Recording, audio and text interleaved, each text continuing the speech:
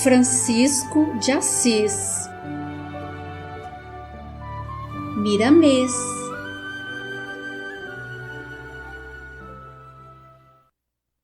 Capítulo 13. Experiência diferente.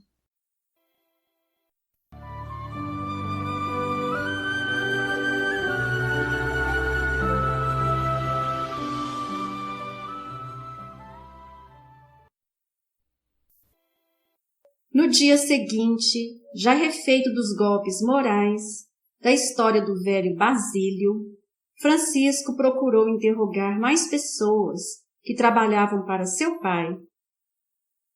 Falou com um daqui, com outro dali, sorriu afavelmente para todos, disfarçando a pesquisa, colhendo experiências diferentes para que o coração e o raciocínio pudessem somar todos os resultados, dando-lhe a justiça.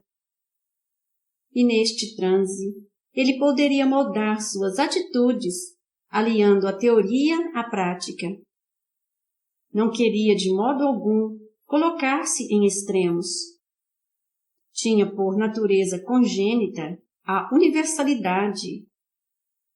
Achava que a justiça era uma força sublimada e que somente ela poderia abrir caminho para o amor. Operavam-se em Francisco grandes mudanças. O pai já estava preocupado com ele, que por vários dias não cuidara de nada, somente andando, conversando com servos e empregados, não dando atenção como antes às ordens de Pedro Bernardone. Despertava-se nele a sua real personalidade, bem como a conscientização do que deveria fazer. Era como se outro Francisco estivesse surgindo. Saltou dentro de uma carruagem e falou com energia ao cocheiro: "Toca para as terras do senhor Bernardone." O cocheiro, acomodando-se prestativo, respondeu com delicadeza: "Qual delas, senhor?" Ele, já refeito, respondeu com afabilidade: "Abel, desculpa-me o modo com que te falei quando subi a carruagem. Se ficastes ofendido comigo, peço-te desculpas. Quero ir ao sítio de Apolo." O chicote estalou no ar e os cavalos saíram em disparada. O filho de Pica entrou em meditação, sem perceber as 2 horas de viagem no percurso de Assis a Apolo, terras férteis, onde o cultivo se fazia admirar. As parreiras circulavam grande extensão de terra. O trigo crescia com força descomunal, mostrando aos mais interessados pelo fenômeno da natureza algo de divino entremeado às coisas materiais. Variados tipos de frutos eram emblema valoroso da região. Chegados ao seu destino, Abel parou os cavalos banhados de suor. Logo os encostando, juntamente com o fiacre em uma grande sombra que uma árvore amiga ofertava. Francisco desceu, sentindo-se livre, respirando o ar puro dos campos. A natureza o favorecia, pela sua própria natureza espiritual, na compatibilidade das vidas puras. Entrou no casarão, onde deparou com dezenas de servas, correndo de um lado para outro, em ocupações variadas, desde a limpeza ao preparo do alimento, destinado aos servos, que rompiam o eito de trigo sob a severa vigilância de vários feitores truculentos. Francisco desceu um despenhadeiro correndo e cantarolando.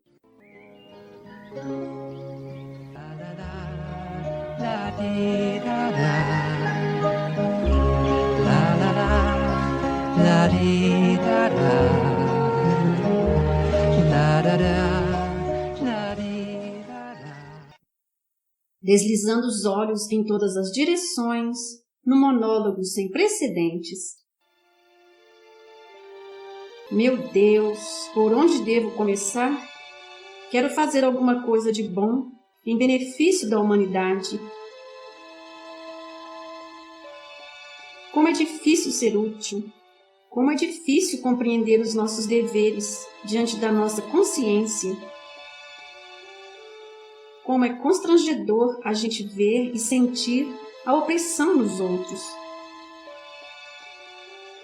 Não posso parar mais e as ideias fervilham em minha mente, qual uma vasilha de água em demorada fervura.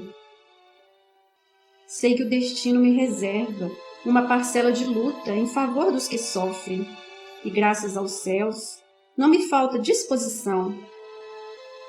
Eis que me empenho contigo, Jesus, para que me ajudes. Mestre, abençoa minhas atitudes, e não me deixes que eu entre em caminhos que não condigam com a verdade e com o amor.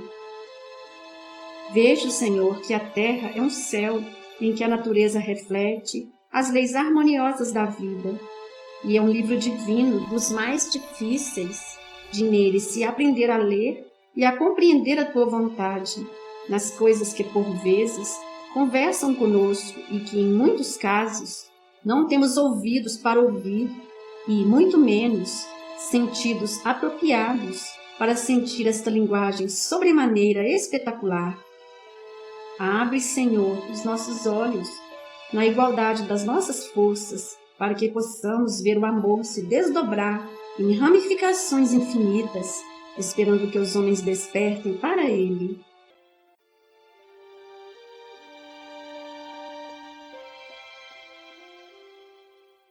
Ao parar, cansado da caminhada realizada, contemplou enorme várzea e presenciou um espetáculo constrangedor que muito o desagradou. Em cada eito de 20 servos, um feitor, estalando um chicote, acertava de vez em quando nos ombros nus de alguns que somente tinham a liberdade de gemer, mas não a de parar. Nem bem começara a sentir revolta no coração, compreendeu porque estava ali, acalmado pela razão, trabalhada por sua mãe e por Jarla, ao responderem às suas perguntas. Mesmo assim, no seu íntimo acendeu-se um fogo, não de revolta, mas de entusiasmo, para lutar com todas as forças em favor daquela gente, cujo tratamento era inferior ao concedido aos animais. Desceu devagar, tortuoso trilho que levava à várzea, e percebeu que, ao ser avistado pelos feitores, estes aliviavam o arroxo. Um deles veio presuroso dar-lhe atenção, pois reconhecera ser o filho do patrão. As tuas ordens, jovem senhor. Trouxeste alguma ordem da parte de teu pai, para que seja executada nas terras de Apolo? Ou os ventos que te trouxeram anunciam somente boas-vindas e esperanças para todos nós? O feitor calou-se, esperando a fala do senhor. Francisco controlou-se intimamente, sorriu com amabilidade e, mesmo a contragosto, disse ao capataz: Benevenuto, venho da parte da paz. Graças a Deus, os ventos que me trouxeram são realmente os ventos da esperança. A minha presença aqui talvez seja um grande reforço ao meu coração, um começo de lutas que dificilmente termina em uma existência. O rude homem não percebeu a profundeza da sua filosofia, mas perguntou ansioso: O senhor tem alguma ordem? Tenho, respondeu pausadamente Francisco. Os servos devem estar todos na hora da refeição, no casarão, sem que falte um. Quero falar com eles. O capataz, apreensivo, respondeu: Eles comem ao pé do serviço, é a ordem do senhor Bernardone.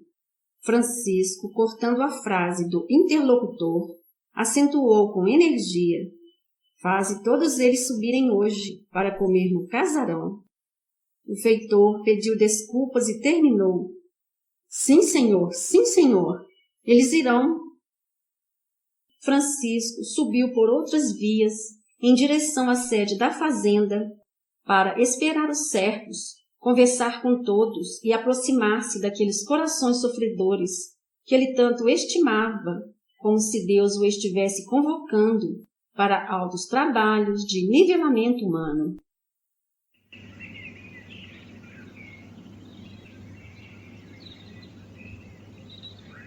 Passou pelo meio de um pomar e ficou estarrecido com a vida exuberante.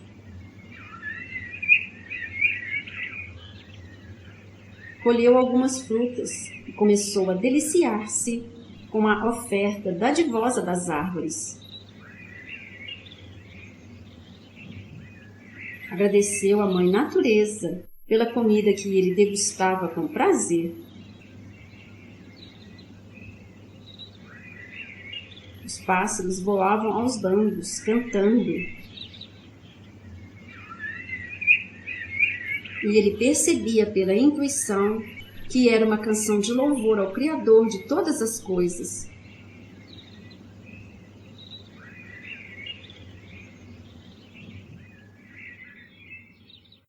Uma rede de fibras balançava-se no alpendre por entre folhagens, e dentro dela o filho de Bernardone punha seus pensamentos em ordem.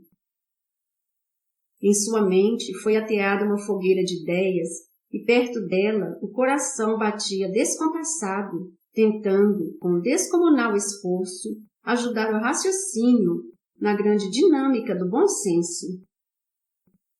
Francisco largara o corpo por instantes, e o espírito livre, em outra dimensão, mudou um pouco de ideia, sem contudo mudar a preocupação de servir.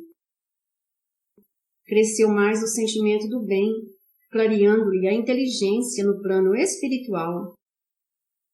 Mesmo no pouco tempo que lhe foi dado permanecer nesse estado, alguém lhe soprou aos ouvidos da alma: Francisco, não tentes mudar o destino desses homens de uma só vez. Cada um está no lugar certo, pelo bem que a natureza lhes quer. Os desígnios da providência não falham, meu filho, e não penses que eles se encontram desamparados, pois cada criatura recebe de acordo com o plantio que fez em eras remotas. Aos que se colocam como embrião da vida, lhes são dados processos compatíveis com as suas necessidades, para que no amanhã ressuscitem para o amor, para a caridade e para a paz. Tu, por vezes, crias sofrimentos que não existem no sentir destes filhos. Se nessa hora te fosse dado voltar ao passado remoto, era bem provável que te encontrasses nos mesmos transes dolorosos pela tua classificação, mas natural pelas leis que vigoram em toda a criação. Se te revoltares contra esses acontecimentos, não estarás julgando os homens, e sim a Deus que, onisciente, sabia de antemão que eles iriam sofrer o que estão sofrendo. E não somente esses vassalos passam por caminhos tortuosos na terra. São milhões de seres em todas as escalas, de todos os reinos. É bem provável que saibas, no grau de amor que tens, que as plantas vivem, sentem, amam, e que rudimentos de inteligência, como de sentimentos, transitam no cerne do seu psiquismo espiritual. Todavia, tu que acabas de contemplar um quadro, para ti doloroso, envolvendo servos, arranca o fruto que não deixa de ser o filho da árvore, e o estraçalha nos dentes, sem com isso pensar no sofrimento da mãe que o gerou, por processos difíceis e engenhosos, qual foi a tua própria geração. Tens uma missão entre os que sofrem, e ela te custará muito caro, mas escolhestes os caminhos e passarás por eles. Tem bom ânimo, avança sem temor, escutando os que sofrem, sem deixar de escutar também os que fazem com que eles sofram. Abeirou-se então da rede em que estava o corpo de Francisco uma serva, e notando a rede parada, começou a balançá-la com delicadeza, contemplando o lindo jovem. Sua pele dava a impressão de seda luminosa. O rosto era bem feito, os cabelos brilhantes, as orelhas pequenas e a boca, meio aberta pelo transe, deixava ver parte dos dentes, que pareciam pérolas faiscantes. Os lábios eram rosados e os olhos castanhos se escondiam para ver em outra frequência. A serva nunca tivera oportunidade de chegar tão perto de pessoa tão nobre. Ajoelhada, impulsionou o pano esticado, como camilha improvisada, fazendo Francisco balançar serenamente nos ares. Os olhos da negra não suportaram a cena e ela chorou baixinho para não ser ouvida. Francisco se viu em espírito no eito com os servos. Mão luminosa apontava-lhe alguns dos servos, e ele observava um colorido diferente dos outros em torno de suas figuras, evidenciando que a formação biológica acompanha a era espiritual. Dentre esses, apareciam certos serviçais que, pela sua postura, impressionaram o filho do comerciante, dando aparências, mesmo sendo servos, de senhores. A mão espiritual que guiava as experiências de Francisco deu um toque com os dedos, influindo na mente do moço, e fez com que ele rebuscasse o passado milenar dos servos. Percorreu um por um dos escolhidos, mostrando-lhe por que eles estavam ali, sob a pressão do capataz e sendo castigados pela chuva e pelo frio, pois essa era a disciplina conveniente para espíritos rebeldes, refratários ao convite do bem. E a voz acentuava com convicção: qual de nós poderemos contrariar os processos evolutivos das criaturas organizados pela inteligência maior? Poderemos sim aliviá-los sem violência, pois é para isso que estamos no meio deles, revestindo-nos de vez em quando do mesmo lodo onde eles se encontram. A liberdade dessas almas depende muito mais de tempo do que de nosso querer. São caminhos de iniciação que eles devem pelustrar até que o amor desabroche em seus corações. Humildade forçada não é paz interna, e se tirares esses homens dessa disciplina, como pretendias, a confusão se estabeleceria, a depravação tomaria curso, sem recurso de depelação. Essa é uma prisão benfeitora que eles no futuro irão abençoar. Francisco, pela sua formação espiritual, entendera logo a ciência da vida. Na condição de espírito livre da carne, era mestre no assunto, mas agora reencarnado, era necessário que alguém o tocasse para relembrar a verdade das leis maiores que regulam a vida em todas as dimensões. Assim, com a rapidez da luz, foi ao passado de muitos vassalos e entendeu o motivo pelo qual eles se encontravam carregando, cada um, cruz tão pesada. Falharam as minhas inspirações, pensava. Entre mentes, a resposta não se fez esperar dentro de si. Não, não falharam, aprimoraram-se na sequência do próprio amor. A tua tarefa é reunir milhares de sirineus e, o quanto puderes, ajudá-los nas subidas dos calvários da vida, sem que eles o saibam, sem que o interesse te estimule e sem que a vaidade entorpeça os teus sentimentos de amor. Faze o bem, por sentires o bem dentro de ti. O filho de Pica, ainda em êxtase, voltou o olhar para outros servos que, mais primitivos, quase não manifestavam claridade em torno de si, bem próximos que estavam dos animais caseiros, e a voz continuou: esses aí são quase como os muares de carga, os bois de carro, dos fiacres, as vacas que dão leite, os carneiros que vão para as tosquias e os jumentos dos engenhos e arados. Poucos sentem a violência que os prendem à escola da disciplina. Se os levares ao seio da sociedade por piedade e amor, que ainda não tem ressonância na profundidade dos seus seres, será a mesma coisa que ensinares a eles uma estrada onde nunca tivesses a oportunidade de passar. Tu te esqueces de muitos detalhes indispensáveis.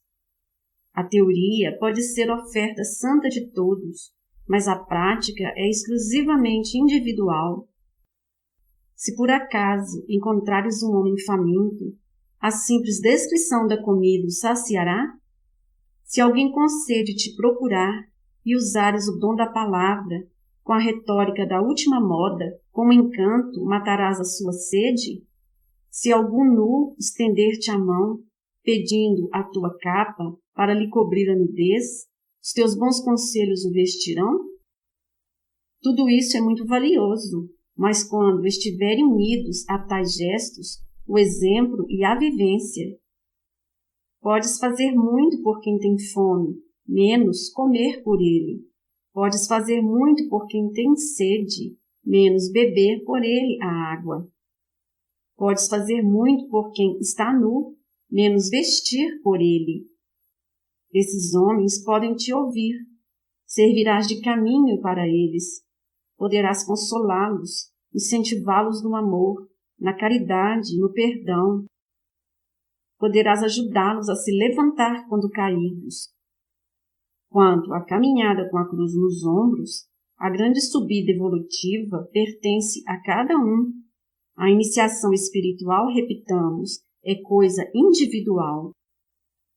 Um moleque fez soar um gongo de bronze anunciando a hora da comida. Há um sinal de um feitor que gritou autoritário: subam todos para a sede, mas olhem lá, sem barulhos. O filho do patrão está aí, o que para nós é uma honra. Quero muito respeito e muita obediência. Vocês me conhecem. Fazendo 3 filas, todos subiram para o local indicado. A serva, como que hipnotizada, não largara as mãos da rede em que jazia o corpo de Francisco, esquecida de sua condição e da existência de um feitor perigoso que não mudava de feição para liquidar um serviçal. Esse feitor era apelidado de 15 dedos e 3 pés, pois além dos 2 pés naturais, nasceu com outro adicional. Ao lado do pé direito surgira outro, na sua formação congênita, que ficava mais alto um pouquinho do pé verdadeiro, para o qual servo nenhum poderia ficar olhando. Isso fazia sofrer, sentindo-se humilhado, e por isso era capaz de tirar a vida de qualquer pessoa que encontrasse sorrindo e que ele desconfiasse que fosse de seu defeito. A criada assustou-se com a mão descomunal do feitor, que a puxava pelo ombro e pela sua cara já antevia seu destino. Antes de repreendê-la, para não assustar o patrão no seu sono tranquilo, o homem de ferro puxou-a sem respeito, distanciando-a do filho de Bernardone, e ela, por medo, abafou a vontade de gritar.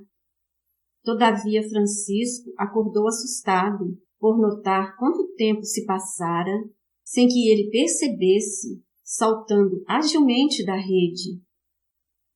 O feitor, notando sua presença, largou a criada e foi ao seu encontro dando explicações.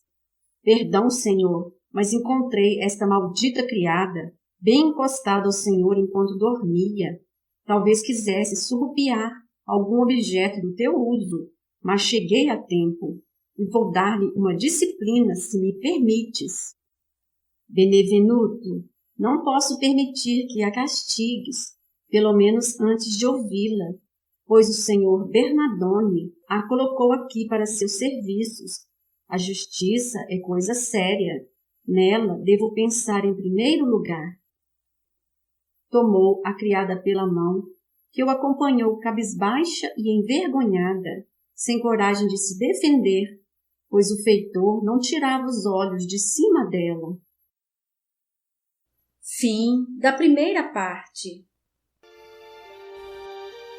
O Senhor te abençoe e te guarde, mostre-te o seu rosto e tenha misericórdia de ti, volte para ti o seu olhar e lhe conceda a paz.